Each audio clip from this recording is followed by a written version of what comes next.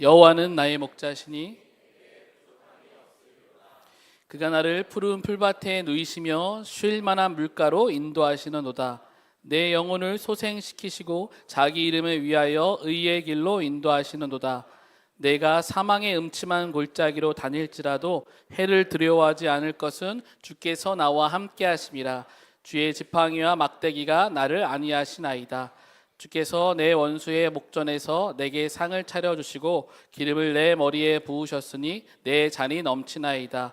내 평생의 선하심과 인자하심이 반드시 나를 따르리니 내가 여호와의 집에 영원히 살리로다. 아멘. 살아계신 하나님의 말씀입니다. 다 함께 자리에 앉으시겠습니다. 네, 우리 겨울 수련회가 이제 얼마 남지 않았습니다. 한 해를 새롭게 시작할 수 있는 기회입니다. 그러니까 아직도 신청을 안 하신 분들이 계시다는 사실이 좀 놀랍긴 한데요. 뭐 교회에서 저도 PK로 자라면서 목회자 자연사라면서 정말 뭐 하라는 거를 좀 하라고 하면은 뭔가 이 반대 정신이 있습니다. 오히려 가기 막 싫고 남들 다 갈 때 근데 하나님이 왜 우리를 그런 수련회의 자리 또 그런 말씀의 자리 기도의 자리로 부르시는지는 가 보면 압니다. 우리가 맛집에 가서 때로는 어떤 맛집에 실망할 때도 있지만 이래서 사람들이 줄을 섰구나. 은혜라는 것은 더 그런 것 같습니다. 아직도 이제 수련회라고 하는 그 자리가 또 2박 3일 잠자리도 불편할 수 있고 또 어색한 또 공동체가 아직 나에게 있어서 어색한 분들도 계실 수 있겠지만 하나님께서 나를 친밀한 자리로 부르심을 믿음으로 결단하시고 바쁘신 그 시간을 좀 내어서 우리 2박 3일을 또 참석하여 주시기를 부탁을 드립니다. 이미 하나님의 은혜가 우리 수련회 가운데 시작되었습니다. 오늘부터 우리 주일 다윈 예배 후에 506호에서 수련회를 위한 기도회 이제 오프라인으로 모입니다. 지난주까지도 이제 온라인으로 모였었는데요. 어제 이제 신년 금식성회로 대신하였고 오늘은 오프라인 모임이고요. 누구나 오실 수 있습니다. 또 정말 올 수 없는 상황 가운데 계신 분들도 있으시면 오셔서 우리 수련회를 위해서 함께 또 기도해 주시는 시간이 되셨으면 좋겠습니다. 우리 함께 옆에 있는 분들과 다시 한번 이렇게 인사했으면 좋겠습니다. 함께함이 기쁨입니다. 네, 함께함이 기쁨입니다. 우리와 함께 하시는 우리 주님이 계심이 우리 안에 가장 큰 기쁨이고 우리 사랑하는 다윗 공동체가 이렇게 함께할 수 있음이 가장 큰 기쁨인 줄로 믿습니다. 나는 목자가 있습니다라는 말씀의 제목으로 함께 은혜를 나누겠습니다. 혹시 이런 노래 아시나요? 흰 구름 뭉게뭉게 피는 하늘에. 네, 다 30대가 넘어서 신앙생활 하셨군요. 아시는 분? 감사합니다. 축복받으신 분이에요. 여름 성경학교라고 해서 뭐 교단이 다르신 분들 다른 찬양을 부르시는데 어릴 때 정말 많이 불렀던 노래입니다. 여름만 되면 이제 성경학교를 합니다. 저는 어린 이제 시골 교회 목회자의 자녀여서 이제 큰 교회에서 주최하는 성경학교에 가서 이제 연합 수련회 성경학교를 많이 참여했어요. 성경학교 참 재밌죠. 물놀이도 하고 맛있는 간식도 주고 재미있는 게임도 하고 선물도 주고. 근데 그 성경학교 가운데서 정말 싫었던 순서가 있었습니다. 뭘까요? 네? 우리 참여하신 분들 뭘까요? 밥 먹는 시간이었어요. 왜 밥 먹는 시간이실까? 밥을 먹을 때 꼭 그냥 주지 않고 뭘 외우게 시켜요. 그래서 그냥 주지. 근데 저는 잘 외웠거든요. 나름 저는 인천 강화도 양도초등학교 정교 회장 출신으로서 좀 학업에 열정이 있었어요. 근데 문제는 내가 외운다고 먹을 수가 있지 않아요. 우리 조가 다 외워야 밥을 준대요. 그렇죠. 그래서 저는 약간 착한 아이 증후군이 있어서 제 속마음을 얘기하는 겁니다. 막 그랬어요. 저는 다 외우고 딱 기다리는데 뒤에 있는 친구가 꼭 못 외워요. 여호와는 나의 저걸 왜 못 외워? 야, 우리 지금까지 외우다 왔잖아. 그래서 막 그런 말이 막 올라와요. 하지만 그런 말을 저는 하진 않았습니다. 저는 착한 아이였기 때문에 속으로만 생각을 하고 괜찮아, 할 수 있어, 한 번 더 화이팅. 그렇게 하다가 선생님이 땡 다시 외우고 하면은 와 하고 뒤에 있는 저가 먼저 와서 밥 먹으러 가고. 참 어릴 때 왜 이렇게 말씀을 외우게 했는지. 제가 크면 목회자가 되면 다시는 내가 그런 걸 하지 않으리라고 다짐했지만 20대 때 전도사가 된 송현태 전도사는 동일하게 아이들에게 말씀을 외우고 간식을 주는 모습을 보면서 하나님께서는 어제나 오늘이나 내일이나 동일하신 분이구나. 근데 왜 이렇게 말씀이 중요했을까? 선생님들이 그냥 괜히 우리에게 그 말씀을 외우게 하셨을까? 요한복음 3장 16절을 모태신앙으로 신앙생활하신 분들 중에 못 외우는 분 없을 겁니다. 그렇죠?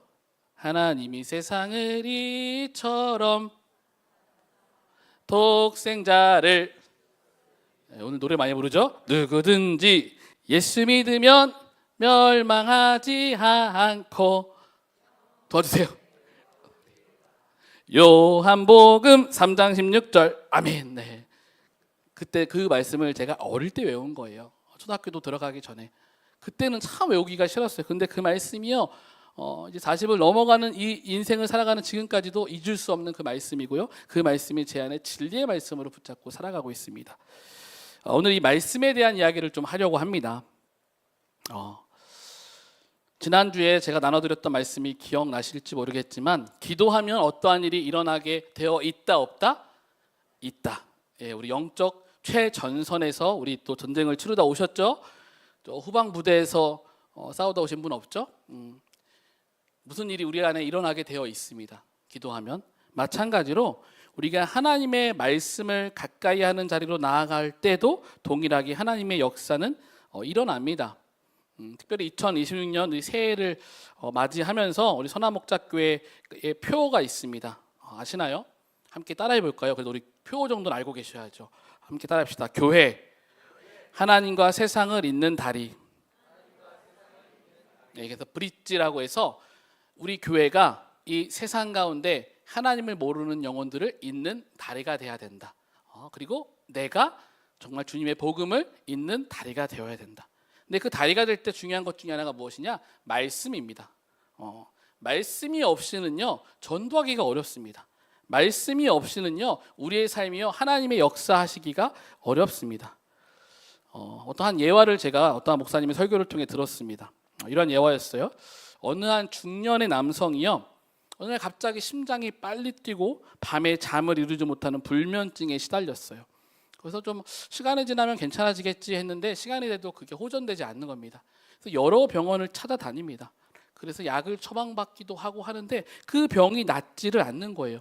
오히려 더 악화가 되는 거죠. 회사에서는 예민해지고 누우면 자꾸 누군가 목을 조르는 느낌이 들고, 그래서 그 치료를 위해서 여러 가지 방법을 썼지만 치료가 되지 않는 겁니다. 그래서 그 병을 고치기 위해서 회사까지도 사직하셨습니다.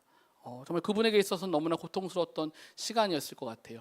근데 그분은 알았던 한 지인이 그분을 만나서 어느 날 이야기하는 거예요. 사랑하는 형제님, 제가 아는 한 의사 선생님이 계신데 그분에게 가서 상담을 받고 처방을 받으시면 좋을 것 같아요. 그분도 이제 크리스찬 의사 선생님이라는 거예요. 그러니까 지인이 소개해 주신 분이니까 그래요? 한번 제가 가볼게요 해서 그분께 가서 이제 이렇게 진료를 받는 거죠. 뭐 똑같이 진료하죠. 막 물어보고 막 이야기를 하면서 이제 처방을 내려주는 거예요. 근데 보통 처방전은 이제 나가서 로비에서 이제 주시잖아요. 근데 갑자기 그 의사 선생님이 컴퓨터에서 뭔가 출력을 하시는 겁니다. 그래서 고이 접어서 봉투에 넣어서 처방전입니다 하고 주시는 거예요. 그러면서 하시는 말씀이, 이 처방전을 가지고 약국에 가실 필요는 없습니다. 근데 집에 가셔서 혼자 계실 때 한번 꼭 열어보시기 바랍니다라고 하는 거예요. 그래서 그러니까 뭘까? 그리고 또 진료비도 받지 않으시더라고요. 그리고서 가신 거예요. 근데 집에 가서 의사 선생님이 하는 말이니까, 대한민국 사람들은 또 참 이렇게 의사 선생님 말하면 잘 들어요, 그렇죠? 그냥 바로 열어봐도 되는데 다 들고 가서 집에서 탁 열어봅니다. 이렇게 써 있는 거예요. 선생님, 염려하지 마세요. 꼭 선생님의 병은 고쳐질 것입니다. 그리고 이 아래의 글대로만 하세요 하면서 이렇게 써 있는 겁니다. 구약, 이름이 구약이에요, 구약. 그리고 시편 23편 1에서 6절 그 말씀이 쭉 써 있고, 하루에 5차례 이 약을 씹어 드세요. 일어나서 한 번, 아침 먹고 한 번, 점심 먹고 한 번, 저녁 먹고 한 번, 물은 필요 없습니다. 이렇게 써놓고요. 기타 사항, 꾸준히 장기 복용하셔야 뚜렷한 효과를 볼 수 있습니다. 그러니까 어이가 없었던 겁니다. 그 남성분이 처음엔 또 화가 나시기도 했대요. 그래서 야, 이걸 가서 따져야 하나, 근데 또 이제 지인이 소개해 주신 의사고 크리스찬이라고 하니까 뭐 그냥 좀 당황한 뭐 에피소드라고 생각하고 넘어가셨대요. 근데 시간이 지나면서 자꾸 그게 마음에 걸리는 겁니다. 그래서 한번 뭐 어차피 세상에 약을 먹어도 해결이 안 되는 거 한번 해보자. 그래서 그 말씀을요, 그 의사 선생님 말씀처럼 하루에 5번 시편 23편의 말씀을 읽었대요. 근데 읽다 보니까 어떠한 일이 일어나요? 암송이 되죠. 뭐 한번 하루에 5번씩 읽으면 당연히 암송이 되는 겁니다. 그 말씀이 외워지기 시작해요. 근데 어느 날 여호와는 나의 목자시니 내게 부족함이 없습니다라는 그 고백을 하고 사망의 음침한 골짜기로 내가 다닐지라도 내가 함께한다는 그 말씀을 암송하는데 그 형제님 가운데 눈물이 왈칵 쏟아지는 거예요.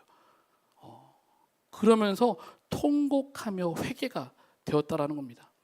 내가 하나님을, 그분도 이제 크리스찬이셨거든요. 근데 하나님을 의지하지 않았고 살았고 내 신앙의 형편없음을 바라보면서 회개하며 하나님 앞에 철저 앞에 눈물로 기도하셨다고 합니다.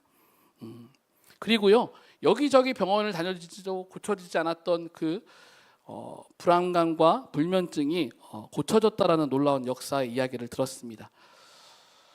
사랑하는 여러분, 말씀이 우리 안에 심겨지고요, 말씀이 우리 안에 고백되어지게 될 때에 놀라운 성령의 역사가 우리의 삶 가운데 나타나게 될 줄로 믿습니다. 그 남성뿐만 아니라 저의 삶 가운데도 그러한 믿음의 고백들이 많이 있습니다. 하나님이 말씀을 통하여서 제 삶을 바꾸시고 제 삶을 이끌어주셨던 부분들, 다 이야기할 수는 없지만 작은 에피소드도 하나 간증을 나누자면, 제가 예전에 주일 4부 설교 때도 말씀드렸던 적이 있는데, 이런 주일이었습니다. 작년이죠. 작년 주일날 사역을 하고 집으로 돌아갔어요. 사역자들은 주일날이 좀 많이 피곤하잖아요. 이렇게 면담도 많이 하고 사역도 많이 하니까 그날도 제가 몸이 약간 좀 피곤했던 것 같아요. 그래서 집 문을 열고 들어갔는데 이제 집 안은 이제 주말에는 저희 아이들이 이제 9살, 이제 10살, 7살이거든요. 그러니까 애들이 남자의 여자의 딸이 아들 딸이 있으니까 집안이 난장판이 되어 있는 겁니다. 당연하죠. 애들인데 집 깨끗할 리가 없잖아요. 근데 왜 그런지 그때 그 거실을 보는데 제 마음에 약간 화가 올라오는 거예요. 왜 이렇게 집이 지저분할까? 그래서 이제 방에 가서 옷을 갈아입으면서 제 마음에 이러한 생각이 드는 겁니다. 오늘 한마디 해야겠다. 이거 한마디를 안 해야겠다. 집이 뭐냐 이게, 정리를 제대로 해놓고 해야지. 그 마음이 자꾸 제 마음부터 제 생각부터 일어나는 겁니다. 그래서 어떻게 했을까요? 이제 어떻게 말을 해야 될까? 이제 문을 좀 박차고 착 나가서 할까, 아니면 좀 부드럽게 할까, 이렇게 고민하면서 이제 남편으로서의, 이제 가장으로서의 이런 카리스마와 그런 걸 보여줘서 아이들도 한번 군기를 잡아야겠다. 아주 엉터리 같은 생각이었죠. 근데 갑자기 어디서 이런 게 들려요. 죄의 싹은 사망이요, 죄의 싹은 사망이요. 뭔지 그러니까 저희 막내가 우리 로마서의 말씀, 죄의 삭은 사망이요 하나님의 은사는 그리스도 예수 우리 주 안에 있는 성생이니라라는 저희 첫째가 어와나에서 외웠던 말씀을 저희 막내도 이제 많이 들은 거죠. 맨날 오빠가 외우니까. 근데 그때 갑자기 그 막내가 그 죄의 싹은 사망이요, 죄의 싹은 사망이요. 그러니까 제가 막내를 보면서 나은아, 죄의 싹이 아니라 죄의 삭은 사망이요라고 설명했어. 그래 알겠어 아빠. 죄의 싹은 사망이요. 그래서 아이가 그렇게 말하는 거 보면서 이렇게 웃으면서 귀여우니까 그러면서 죄의 싹은 사망이요? 지금 내 마음 가운데 일어나는 이 비본질적인 거, 아까 말했죠? 영적 후방분대에서 싸우는 정말 엉터리 같은 생각이잖아요. 그러니까 마음 빼앗기는 모습이 보여지는 거예요. 하나님, 이거 제 마음 가운데 있는 이 죄, 사단 마귀가 주는 생각이군요. 그렇죠, 주님, 죄의 삭은 사망이죠. 그래서 그 마음을 주님 앞에 다시 내려놓고서 아무 말도 하지 않고 정말 아내를 이제 격려하고 하루 동안 또 아이를 케어했으니까 고생했다라고 이렇게 또 이야기했던 적이 있는데, 우리가 인생을 살아가다 보면 그 말씀이 딱 우리 삶 가운데 나타날 때가 있습니다. 우리 안에도요, 이 영적인 처방전이 필요합니다. 그래서 여러분들이 이 자리에 계신 거잖아요. 저 보러 오신 분 아무도 없잖아요. 그렇죠? 목회자 보러 교회 오시는 분 계신가요? 없습니다. 그냥 우리는 하나님의 말씀의 그 영적 처방전이 너무 필요하니까. 그리고 그 말씀 안에서 우리 공동체의 그 기도와 우리 공동체의 그 친밀한 교제가 너무나 내 안에 하나님의 기쁨으로 다가오니까 이 자리에 오신 거죠. 오늘도 저희가 여러분들께 드리고 싶은 영적인 처방전은요, 우리 안에 하나님의 말씀이 살아 있는가?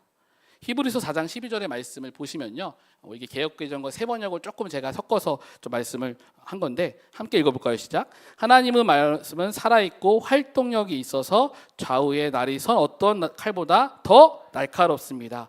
그래서 사람의 마음속에 품은 생각과 뜻을 알아냅니다. 아멘. 제가 이 말씀을 저는 정말 경험했습니다. 와, 나의 영혼을 정말 어떤 그 날선 검보다 칼같이 그 말씀이 다듬으시는 거예요. 그 말씀이 살아있는 거예요. 성경 속에 가만히 있는 글자가 아니라 그 말씀이 살아서 활동을 하는 겁니다. 사랑하는 여러분, 하나님의 말씀은 살아있습니다. 믿으십니까? 우리가 새를 시작하면서 우리 말씀 통독을 또 결단하면서 우리 이렇게 제가 우리 목자님들을 통해 초청했는데 여러분들 결단하셨죠? 우리가 왜 말씀을 왜 통독해야 됩니까? 그 말씀이 내 삶 가운데 살아 움직임을 믿기 때문에. 특별히 다윗이 쓴 이 시편 23편의 시는요, 뭐 지난 다니엘과 같이 노년에 쓴 시입니다. 그러니까 다윗이 인생을 다 경험하고 쓴 시예요. 근데 이 경험 가운데서 제가 이 한 가지만 좀 붙잡고 싶어서 이 말씀을 좀 드리고 싶은데, 시편 23편 말씀에서 우리가 꼭 기억해야 될 것이 무엇이냐? 함께 고백해 봅시다. 하나님으로부터 시작하라. 하나님으로부터 시작할 때 우리가 그분과의 친밀함과 그분과의 기쁨이 온전히 회복됩니다. 여러분 1절 말씀을 보시면요, 뭐죠? 우리 다 외우시잖아요. 1절은요, 여호와는 나의 목자시니라고 이야기합니다. 어떤 설명이 없습니다. 여러분이 다윗의 입장이면 딱 어떠한 편지를, 어떠한 글을 처음에 서두에 쓸 때 내가 살아봤더니, 제가 인생을 살아보고 어떻게 했더니, 이런 게 있는 게 아니고요, 바로 뭐예요? 여호와는 나의 목자시다라고 이야기합니다. 이게 엄청난 고백입니다. 그러니까 하나님으로부터 시작되는 인생의 특징이 무엇이냐면요, 그 인생의 시작이요, 말씀으로 시작하는 인생입니다. 여호와는 나의 목자시라는 이 고백, 이 다윗의 고백이요, 우리 안에도 동일하게 고백되어지길 주님의 이름으로 축복합니다. 어떤 고백이냐? 하나님으로부터 시작한다는 거예요. 여호와가 나의 목자시다.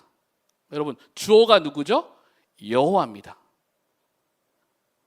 나의 목자는 여호와이십니다가 아니고요, 여호와가 나의 목자시다.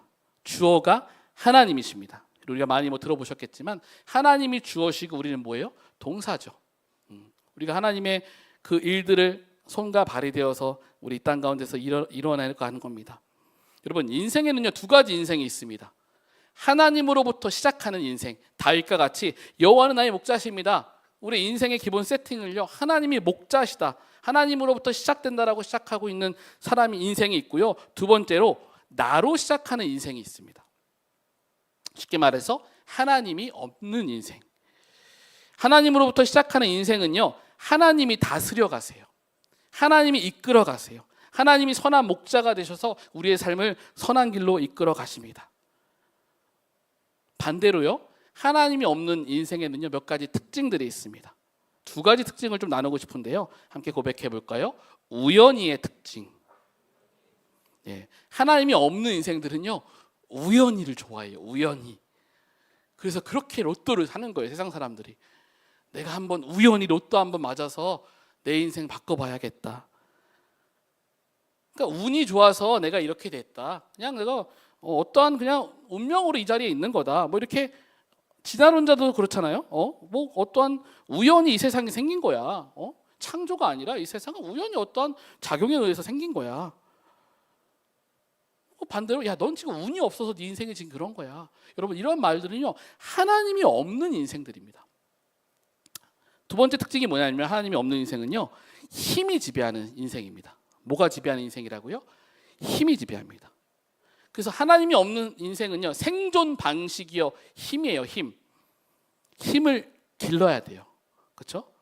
내가 더 높은 회사에서의 높은 자리로 가려고 하면요, 그 회사 안에서의 힘을 길러야 되죠. 일적인 능력도 키워야 되고, 어떠한 정치적으로 내가 그 회사에서도 어떻게 또 힘을 가져야 되고, 그래서 거기서 살아남은 사람만 승리자가 되는 인생, 그리고 살아남지 못하면 패배자가 되는 인생, 이게 하나님이 없는 인생의 특징입니다. 어떤 특징이 있다고요? 우연히, 그 다음 힘. 근데 반대로 말하면요, 우리 그리스도인들은요, 우연히가 있나요? 아니요. 우리는요, 하나님의 은혜가 있는 인생입니다. 물론 이해되지 않는 이 은혜라는 키워드가 저도 있습니다. 제가 제자훈련을 지난 학기 섬기면서 사랑부 성도님들이 한 2가정이 있으셨어요. 저도 기도하면서 너무 고통스러웠습니다. 두 분 다 자녀가 어릴 때 태어나서부터 장애를 가지고 태어나셨고, 지금까지도 그런 장애를 가지고 살아가고 계시고 어려운 가운데 있습니다. 그 두 아버님의 공통된 고백이 있습니다. 하나님, 왜 나에게 이런 일을 주셨습니까? 한 분은 철저한 불교 신자셨어요. 부장 검사까지 하신 분이에요. 굉장히 똑똑하시고 학식이 높은 분이에요. 그 제자훈련 담당하시는 목사님 저에게 부탁을 하셨어요. 굉장히 똑똑한 분인데 목사님이 맡아주셨으면 좋겠다. 그러길래 이게 뭔 소리인가? 목사님이 그냥 뭐 제가 생각이 들었대요. 목사님 해주시면 잘할 것 같다. 뭐 제가 똑똑해서 맡아다는 게 아니라 그래서 감사하게도 한 2번의 위기가 있었거든요. 그분이 드랍하실 수 있는. 근데 그분이요, 너무 정직하게 솔직하게 고백하시는 거예요. 아직도 자기는 하나님이 왜 이렇게 만드셨는지 모르겠다. 그리고 교회에서 그 모든 것이 하나님이 주시는 은혜입니다라는 고백이 너무 싫으시대요. 좀 강하게 말해서 좀 그 말을 혐오한대요. 야, 이게 어떻게 은혜냐? 내 아들을 봐라. 그래서 우리가 쉽게 그들에게 하나님, 성도님 그래도 그것이 하나님의 은혜입니다라고 물론 쉽게 말할 수 없습니다. 하지만 우리가 주님 앞에서 기억해야 될 것은 우연히 우리 인생에 일어나는 일은 아무것도 없다라고 하는 것입니다. 이것을 깨달아는 것이 우리 신앙인들의 고통이죠. 하나님이 명확하게 정확하게 알려주셨으면 좋겠는데, 하나님이 그 뜻을 알아가기 위해서 나에게 이 다윗 공동체를 주시고 이 공동체의 신앙의 자리를 주신 겁니다. 우리가 믿는 세상은요, 하나님으로부터 출발하는 세상이 되어야 할 줄로 믿습니다. 이 세상이 하나님이 다스리는 세상이 되어야 할 줄로 믿습니다.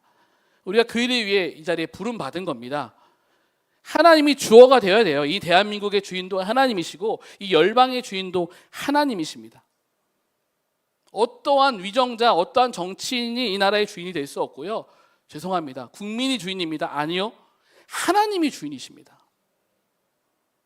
하나님으로부터 출발해야죠. 그 하나님으로부터 출발하지 않는 그 일들이요, 우리의 신앙을 혼란스럽게 하고 우리의 신앙을 잘못된 길로 이끌 때가 있습니다. 다윗은 그것을 명확하게 알았어요. 그냥 인생의 후반에 하는 고백이 뭐예요? 여호와는 나의 목자시다. 하나님이 우리 이 세상을 다스리시는 분이시다. 그 성경 첫 구절도 어떻게 나와요, 여러분? 여러분 암송하는 것만 제가 물어보는 거예요. 창세기 1장 1절 보죠. 태초에 하나님이 천지를 창조하시니라. 성경에 나와 있잖아요. 이 구절은 누구나 다 읽어보셨잖아요. 이 세상도 누구로부터 시작되었다? 하나님으로부터 시작되었다. 이게 믿음입니다. 여러분, 이 믿음을 여러분들 잃지 않으시길 주님의 이름으로 축복합니다. 이 믿음이 흔들려 버리기 시작하면요, 참 어렵습니다. 근데 우리 가운데 이 하나님이 이 세상을 지으셨고 지금 이 세상을 다스리시는 분도 하나님이시고 나를 다스리시는 분도 누구시다? 하나님이시다. 그래서 하나님으로부터 시작되는 인생에는요, 우연히가 없습니다. 예전 교회에서 제가 좀 전도사 때 사역할 때 목사님, 담임 목사님이 몇 번 혼낼 때가 있거든요. 그러니까 뭐 찬양인도 못한다, 뭐 설교 못한다고는 혼 안 내셨어요. 전도사니까 그럴 수 있지, 아직 미숙하니까. 근데 우리 안에 그런 습관적으로 하는 말들이 있었어요. 목회자들 가운데 운이 좋아서. 역시 그 말을 하면요, 담임 목사님께서 엄청 화를 내면서 혼내십니다. 아니 어떻게 목회자가 신앙인이 운이 좋아서라는 말씀을 할 수 있냐. 그래서 그 이후로 저도 그때 많이 혼나면서 약간 이 언어의 습관을 고쳤습니다. 아마 여러분들 가운데도 그냥 의식하지 못하게 그런 말 할 때가 있어요. 뭐 하다가 이렇게 누군가가 막 칭찬을 해주면 회사에서 막 승진을 하면은 막 해주잖아요. 와, 그럼 우리 대한민국 사람 너무 겸손해서 뭐 제가 운이 좋아서. 아니요. 이 언어의 습관을 바꾸시기 바랍니다. 운이 아닙니다. 뭐라 그랬죠? 하나님의 은혜거든요. 하나님으로부터 시작되는 인생은요, 운을 이야기하셔서는 안 됩니다. 어떤 운명을 이야기하셔서는 안 됩니다. 우린 그것을 교만이라 그래요. 야, 운이 좋아서 내 인생이 이랬어. 내 운명은 원래 이래야 될 운명이야. 아니요. 우리의 인생의 주인은 하나님이시기 때문에 우리의 인생을 정하신 분도 하나님이시고 앞으로 그 끝맺는 분도 하나님이십니다. 그렇게 믿음으로 구하며 나갈 때 그분과의 친밀한 동행이 시작되는 겁니다. 우리가 그분과 친밀하게 동행하기 위해서는 뭘 시작해야 되냐면요, 내 인생의 주인이 하나님이시다. 2026년 새해를 시작할 때 이 새해를 이끌어 가실 분도 누구시다? 하나님이시다. 그 믿음을 갖고 여러분들이 날마다 신앙생활을 할 때 주님과의 친밀한 교제가 일어나죠. 나를 주어로 놓고서 하나님은 동사예요. 많은 것을 그런 걸 우리는 기복신앙이라 그래요. 하나님 2025년에 이거 안 해주셨으니까 2025년에 이거 해주셔야 돼요. 주어는 뭐예요? 나예요. 하나님 뭐예요? 하나님 동사 일하세요. 하나님 일 안 하셨네요. 하나님 없는 것 같아요. 이게 되게 미숙한 신앙이죠. 여호와는 나의 목자시다. 그분이 우리의 인생을 시작하셨고 2026년도 우리에게 열어주신 줄로 믿습니다. 다윗 공동체도 하나님께서 하나님의 은혜 가운데 이 자리를 세우시고 이끌어 가십니다. 그러니까 우리가 주일 성수 엄청 강조하잖아요. 그렇죠? 왜 강조합니까, 여러분? 왜 강조하시는 것 같아요? 목사님들이 그렇게, 요새는 또 온라인 예배가 생겨가지고 참 어려워요. 근데 무엇이 되었든 우리가 하나님 앞에 정전에 나와서 예배하는 거 정말 중요하잖아요. 그래서 우리 월화수목금토 주일이 아니라 우리 어떻게 시작해야 돼요? 주일 월화수목금토. 이게 왜 중요하냐, 여러분? 한 주의 시작이 언제죠? 주일입니다. 월요일인데요? 아니요. 우리는 지금이 한 주를 시작하는 겁니다. 물론 이 자리에 나와서 우리가 한 주의 시간을 회개하고 그런 시간도 있지만, 회개하고 그냥 좌절하고 끝나는 게 아니라 다시 일어서서 하나님, 제가 2026년 또 첫째 주를 또 둘째 주를 내가 살아갑니다. 한 주를 믿음으로 시작하는 거예요. 말씀을 듣고 여호와는 나의 목자십니다. 그래서 나가는 거죠. 우리 월화 수목 금 토. 근데 많은 사람들이요, 그것을 인식하지 못해요. 주일이 그냥 우리가 매주 드리는 그냥 예배로만 인식하고 있습니다. 아닙니다. 주일은요, 한 주의 시작을요 하나님께 드리는 시간입니다. 다윗은 그렇게 노년의 나이에 자신의 인생을 돌아보면서 여호와는 나의 목자시다고 이렇게 선포합니다. 그러면서 또 하는 이야기가 뭐냐? 내게 부족함이 없으리로다.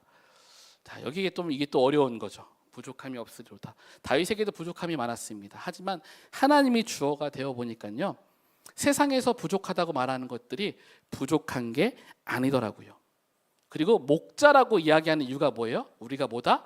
양이다라고 이제 비유하고 있는데, 이 양의 특징이 있어요. 여러분, 양이 어때요?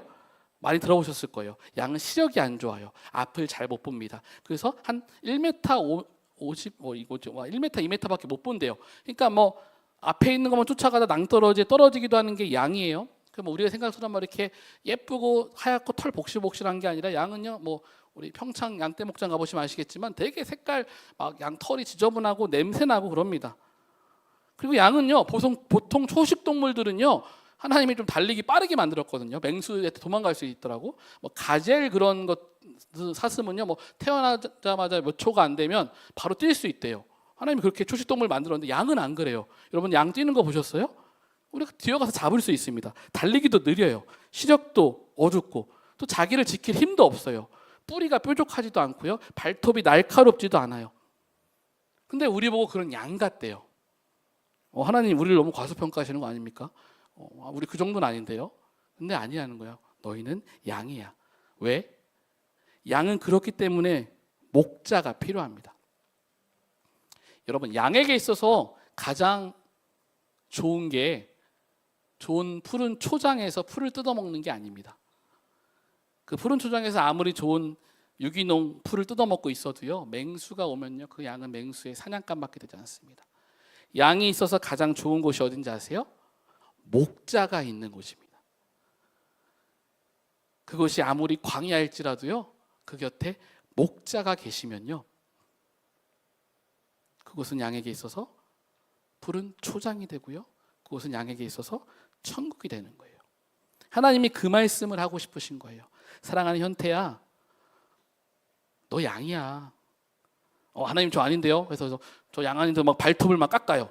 그리고 막 뿔을 갈고 막 저기 제이 휘트리스 끊어가지고 막 제가 근육을 키워요. 하나님, 제가 이거 이길 수 있습니다. 할 수 있습니다. 그건 육질 좋은 그냥 양고기가 될 수밖에 없는 거예요. 예. 그렇다고 우리가 맹수를 이길 수 있습니까? 아니요. 교만이죠. 근데 우리는 자꾸만 나를 지켜주는 목자를 피해서 하나님, 그냥 내가 알아서 할 테니까 목자 필요 없으니까 제가 싸우겠습니다. 제 힘으로 하겠습니다. 그렇게 달려가는 어리석은 모습이 저의 모습이고 우리의 모습이 될 때가 있다라고 하는 것입니다. 사랑하는 여러분, 이런 어리석은 양 되지 않기를 주님의 이름으로 축복합니다. 자기 인생을 사는 사람은요, 내 인생의 시작이 하나님이 아니고 나라고 착각합니다. 여러분들께 새해 첫 주일 예배 때 권면드리고 싶은 말씀은 우리의 인생의 2026년의 시작 그리고 그 끝은 우리 주 예수 그리스도 한 분이심을 기억하시길 바랍니다. 나는 목자가 필요합니다.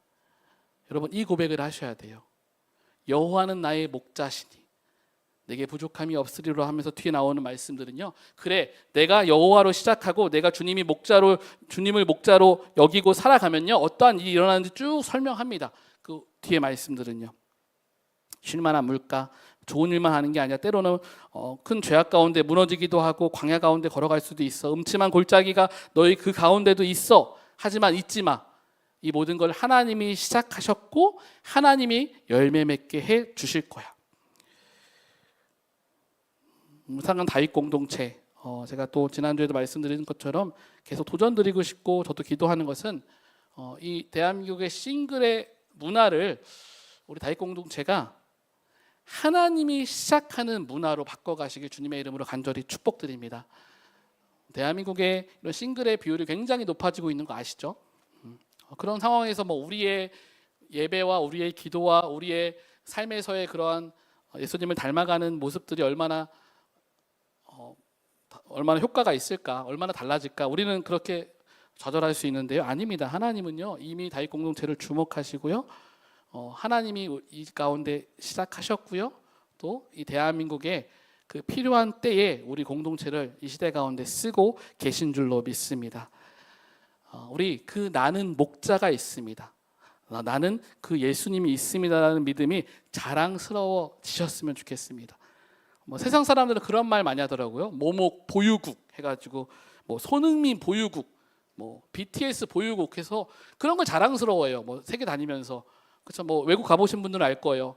코리아에서 왔다 그러면 BTS 손흥민, 와 그럼 우리가 어깨가 올라가잖아요. 손흥민이랑 전혀 우리는 상관도 없고 BTS랑 아무런 상관없는 인생을 사는데, 근데 여러분, 우리는 그런 세상의 유명인을 보유해서 세상의 능력자를 보유해서 자랑스러워하는 인생이 아니라 우리 주 예수 그리스도, 나는 목자가 있습니다. 하나님 보유국, 예수님 보유국으로 살아가는 나라가 되기 위해서 여러분들 기도하셔야 되고요. 여러분들이 그 목자를 자랑스럽게 여기고 살아가는 저와 여러분들 되시길 주님의 이름으로 축복합니다. 특별히 오늘은 성찬의 시간이 있습니다. 우리 새해 첫 이 성찬의 시간, 주님의 몸을, 주님의 피를 기억하고 기념합니다. 여러분 기억해 하셔야 될 것은요, 이 성찬에 아무나 참여할 수 있는 게 아닙니다. 근육질 양들보다요. 왜? 저 예수님 없어도 내가 할 수 있는데. 근데 우리는요, 이 성찬에 고백하는 게 뭐예요? 주님, 저는 목자가 필요한 연약한 양입니다를 고백하는 시간입니다. 주님, 저에겐 목자 되신 주님이 필요합니다. 이렇게 죄 많고 더러운 저에게 당신이 필요합니다. 그분의 놀라우신 그 십자가의 피 흘리심이 우리의 모든 죄를 용서하여 주셨습니다. 그 주님과 연합하는 시간 되기를 주님의 이름으로 축복합니다. 우리 이제 함께 눈을 감고 기도하였으면 좋겠습니다. 여러분 이사야 53장 6절 말씀 기억하죠? 이 시편 23편 말씀을 준비하면서 이 말씀이 같이 제 마음 가운데 묵상되었습니다. 우리는 다 양 같아서 그릇 행하여 각기 제 길로 갔거늘 여호와께서 우리 모두의 죄악을 그에게 담당시키셨도다.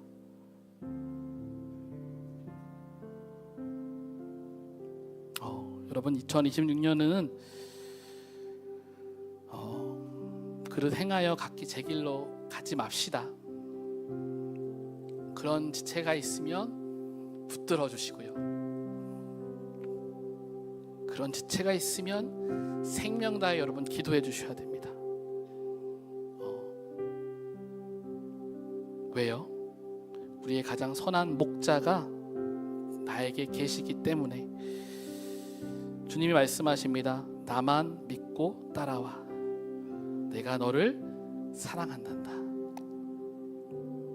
개인적으로 말씀을 준비하면서 이제 수련의 말씀을 또 준비하고 있는데 너무나 고통스럽습니다. 그냥 은혜의 말씀, 행복한 말씀을 준비하겠다라고 생각하는데 자꾸만 하나님께서 저의 죄악된 모습과 제가 기억하고 싶지 않았던 시절을 자꾸 생각나게 하시는 거예요. 제 인생에 있어서 최악, 솔직히 잊고 살고 있거든요. 자꾸 말씀을 준비하는데 그때를 떠올리게 하세요. 왜 그럴까? 현태야, 너가 그때 그렇게 네 마음대로 네 원하는 대로 가려고 할 때 너를 붙잡아 준 게 나였단다. 너가 그 말씀의 자리에서 그 너를 붙잡아 준 나를 이야기하면 돼. 뭐 잘할 필요 없어. 너가 어떻게 은혜 끼치려고 하지 않아도 돼. 그냥 너가 붙잡았던 예수님 붙잡으면 돼. 여러분, 저희 새해 첫 시작이 그렇게 주님 붙잡고 한 주를 시작하기를 원합니다. 우리 이렇게 기도합시다. 2026년 새해를 시작합니다. 주님, 우리는 그릇 행하여 각기 제 길로 갈 수밖에 없는 어리석은 양이지만 우리의 인생이 하나님으로부터 시작됐음을 이 시간 다시 한번 선포하며 나아갑니다. 그런 우리를 붙잡으셔서 우리의 모든 죄악을 담당하시고 우리를 십자가의 사랑으로 구하여 주신 그 주님과 친밀하게 동행하는 한 해 되게 하여 주옵소서. 주님의 은혜에 감사하며 내 삶의 시작도 예수님, 끝도 예수님임을 날마다 선포하며 살아가게 하여 주옵소서. 우리 그 주님의 은혜에 감사하며 오늘의 들으신 말씀을 기억하며 주님의 이름 한번 간절히 부르짖고 기도하시겠습니다. 주여, 살아계신 하나님 아버지 감사합니다. 우리를 부르시고 우리 가운데 함께 하시는 주님,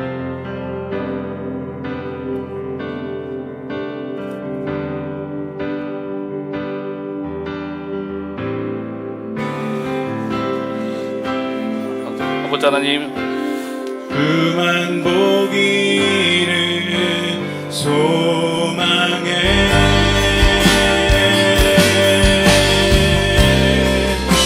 거룩히 살아갈 힘과 두려움 없는 믿음 주신 나의 하나님, 완전한 사랑. 주님 그렇습니다. 우리는 각기 제 길로 행하여 갈 수밖에 없는 연약한 이신 아버지 하나님의 어린 양임을 고백하며 나아갑니다. 주님께서 우리와 함께하여 주셔서 아버지 우리의 인생의 모든 시작도 예수님이심을, 나의 선한 목자가 주님이심을 기억하며 나아갈 수 있는 우리의 인생 될 수 있도록 주여 우리와 함께하여 주옵소서. 주님, 나의 힘으로 할 수 있다고 생각했던 그 모든 것들을 주님 앞에 회개하며 나아갑니다. 하나님의 말씀 앞에 철저히 내려놓으며 나아갑니다. 주님, 주께서 주의 성령으로 우리 가운데 함께하여 주옵소서. 함께 성찬으로 나아가겠습니다. 주님께서 잡히시던 밤에 제자들을 불러 모으시고 말씀하셨습니다. 이 빵을 받아 먹으라. 이것은 내가 너희를 위해 주는 나의 몸이니 이 빵을, 이 떡을 먹을 때마다 나를 기억하여라. 나를 기념하여라. 식후에 또 이제 잔을 가지시고 축복 기도를 하시고 제자들에게 돌리시면서 말씀하셨습니다. 이 포도주를 받아 마셔라. 이 포도주는 내가 너희를 위해 흘리는 언약의 피니 이 잔을 마실 때마다 나를 기억하여라, 나를 기념하여라. 사랑하는 여러분, 우리 주님께서는 그 십자가에 달리시던 그때에 빵과 피를 통하여서 우리에게 다시 한번 말씀하셨습니다. 너가 어디로 갈든 무엇을 하든 내가 너의 선한 목자임을 꼭 기억해 주지 않겠니? 사랑 여러분, 우리의 인생은 죄악 가득하고 하나님으로부터 멀어질 수밖에 없는 모습들이 너무나 많이 있습니다. 하지만 새해 첫 시작 이 시간 성찬에 참여하면서 다시 한번 우리의 인생이 하나님으로부터 시작하는 있음을 고백하시고 나는 목자가 있습니다라는 그 담대한 선포로 나아가는 저와 여러분들 되시기를 주님의 이름으로 축복합니다. 먼저 빵을 나누겠습니다. 우리 빵을 받으시고 기다리셨다가 우리 함께 우리 빵을 드시도록 하겠습니다. 나는 하늘에서 내려온 살아있는 떡이니 사람이 이 떡을 먹으면 영생하리라. 내가 줄 떡은 곧 세상의 생명을 위한 내 살이니라 하시니라. 우리가 축복하는 바 축복의 잔은 그리스도의 피에 참여함이 아니며 우리가 떼는 떡은 그리스도의 몸에 참여함이 아니냐. 떡이 하나요 많은 우리가 한 몸이니 이는 우리가 다 한 떡에 참여함이라. 친히 나무에 달려 그 몸으로 우리의 죄를 담당하셨으니 이는 우리로 죄에 대하여 죽고 의에 대하여 살게 하려 하심이라. 그가 채찍에 맞음으로 너희는 나음을 얻었나니. 사랑하는 자들아, 우리가 서로 사랑하자. 사랑은 하나님께 속한 것이니 사랑하는 자마다 하나님으로부터 나서 하나님을 알고 사랑하지 아니하는 자는 하나님을 알지 못하나니 이는 하나님은 사랑이시니라. 하나님의 사랑이 우리에게 이렇게 나타난 바 되었으니 하나님이 자기의 독생자를 세상에 보내심을 그로 말미암아 우리를 살리려 하심이라. 여러분을 위해 주신 우리 주 예수 그리스도의 몸이 여러분을 영생에 이르도록 보호해 주십니다. 그리스도께서 여러분을 위해 죽으셨음을 기억하면서 믿음과 감사로 이 떡을 받으시기 바랍니다. 우리 함께 믿음으로 받기를 원합니다. 이것은 여러분에게 주시는 우리 주 예수 그리스도의 몸입니다. 아멘.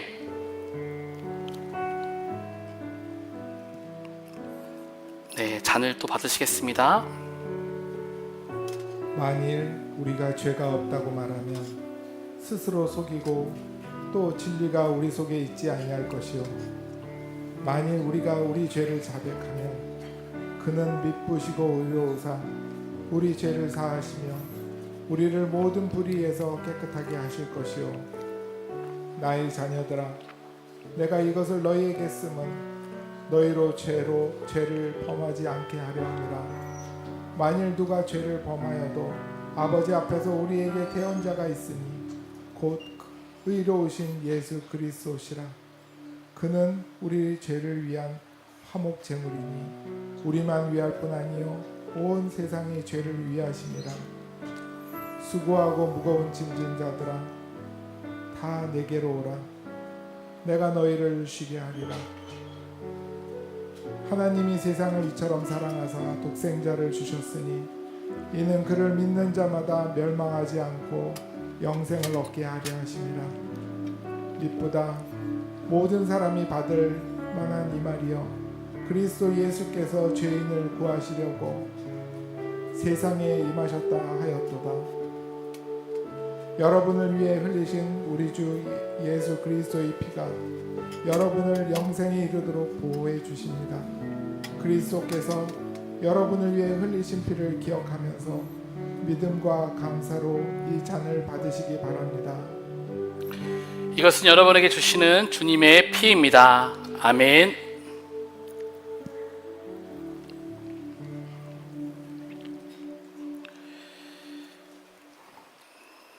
네, 우리 함께 이 시간 자리에 일어나셔서 결단 찬양 함께 하시겠습니다.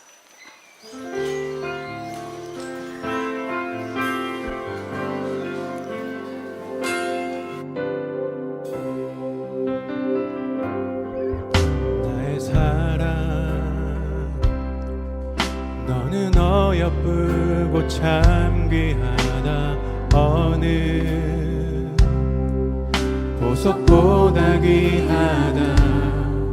내가 사랑스럽지 않을 때 너를 온전히 사랑하고 너와 함께하려 내가 왔노라.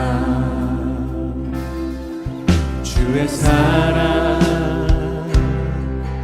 이 사랑은 결코 변치 않아. 모든 계절 돌보시네.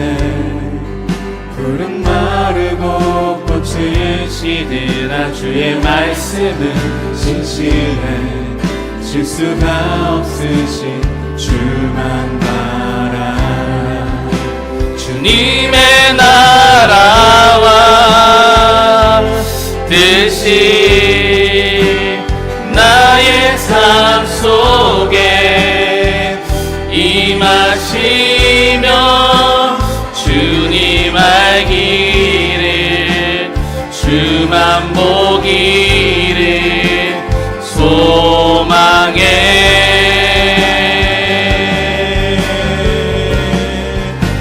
거룩히 살아가 힘과 두려운 마음 믿음 주신 나의 하나님 완전한 사랑 찬양해. 찬양하리 만군의 주. 찬양하리 만군의 주.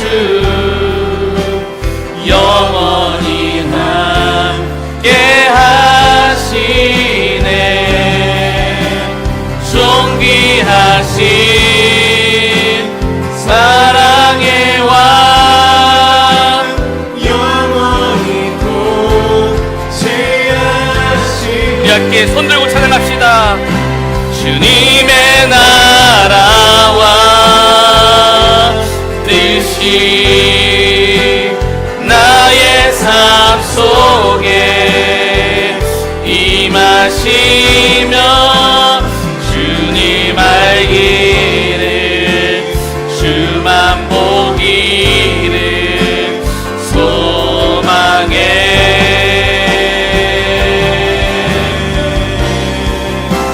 거룩히 살아가 힘과 두려움 없는 믿음 주신 나의 하나님 완전한 사랑 찬양해.